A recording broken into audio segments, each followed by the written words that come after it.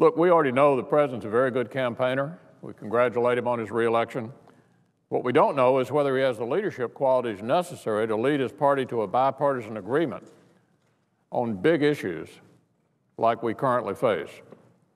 So let me suggest that if the president wants a solution to the challenges of the moment, the people he needs to be talking to are the members of his own party so he can convince them of the need to act. We're not going to solve this problem by creating villains and drumming up outrage. We'll solve the problem by doing the hard work of sitting down, figuring out a solution that involves tough choices on all sides. Which gets at another point I made yesterday. In the past, Democrats have demanded tax hikes now for spending cuts that never actually happen. Not this time. A balanced approach means real spending reductions now. And now I'm not saying this because it's the Republicans' position, though it is. I'm not saying it because I have anything against the government, which I don't. I'm saying it because it's the only approach that has any chance of working. No credible deficit reduction plan we've seen over the past few years excludes real cuts. And if we want to prevent this crisis, Democrats need to be as serious about cutting spending as they are about spending. It's that simple. And by the way, this is an approach Americans overwhelmingly support. According to a recent AP poll, voters prefer spending cuts to tax hikes, 62% to 29%, a more than 2-to-1 margin. Now, there's a reason for this. The American people aren't stupid. They know the problem with Washington isn't that it taxes too little, but that it spends too much.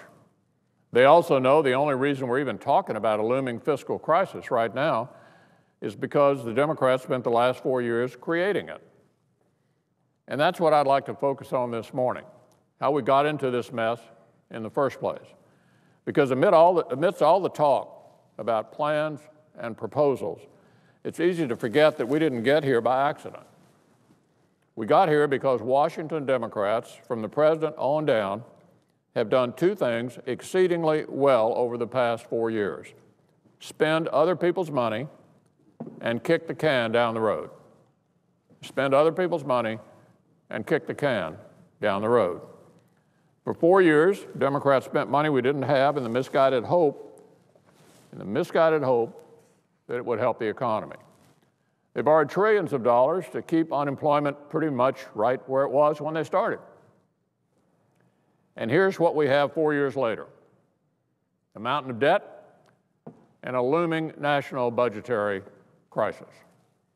So Republicans are happy to talk about how to solve this mess, but make no mistake, we'll also talk about how we got here. The reason we're having these negotiations is because Washington Democrats have spent money without any care for the cost or the future, and refuse to do anything to protect long-term spending programs like Medicare, a failure that's among the biggest single drivers of our debt. All this reflects a very clear philosophy. For Washington Democrats, every dollar that's ever been secured for anything is sacred. Every dollar that's ever been secured for anything is sacred.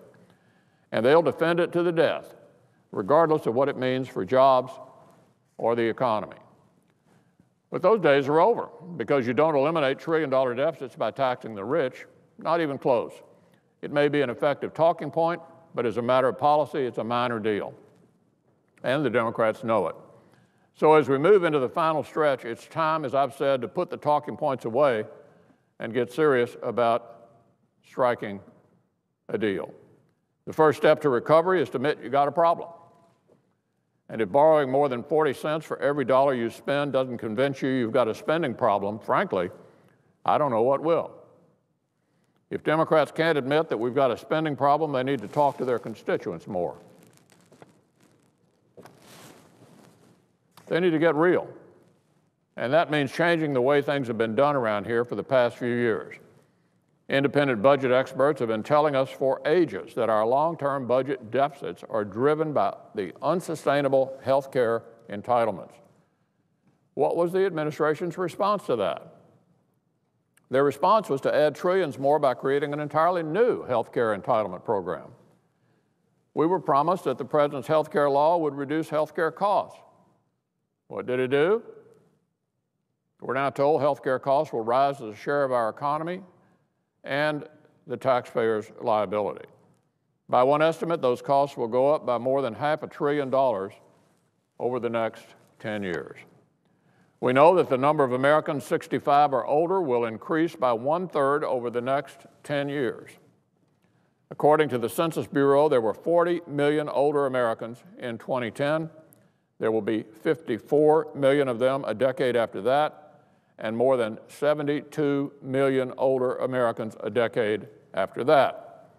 What are the Democrats doing to ensure that the programs they rely upon will actually be there? We can't ignore the facts. We need to prepare for the demographic changes we know are coming. Medicare is simply too important for millions of seniors to let it continue down the road to insolvency.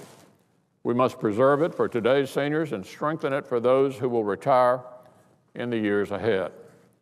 And as Congress looks for savings, we need to look at the new health care entitlements too.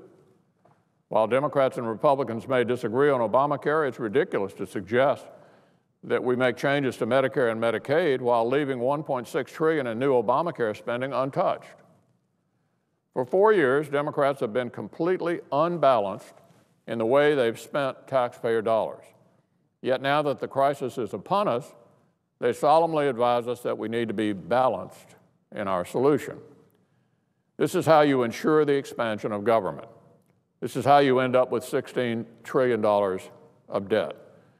But it's not how you get out of it. It's not how you solve the problem. You solve the problem by taking tough medicine and tough votes. You solve it by doing something different than what you've been doing all along. You solve it with the help of a president who's willing to lead his party. You don't just change your rhetoric and your talking points while telling your base behind closed doors you aren't going to give any ground. You change your behavior. And for Democrats in Washington, as I've said, that means getting serious for a change about cuts. The time for campaigning is over. It's time to act.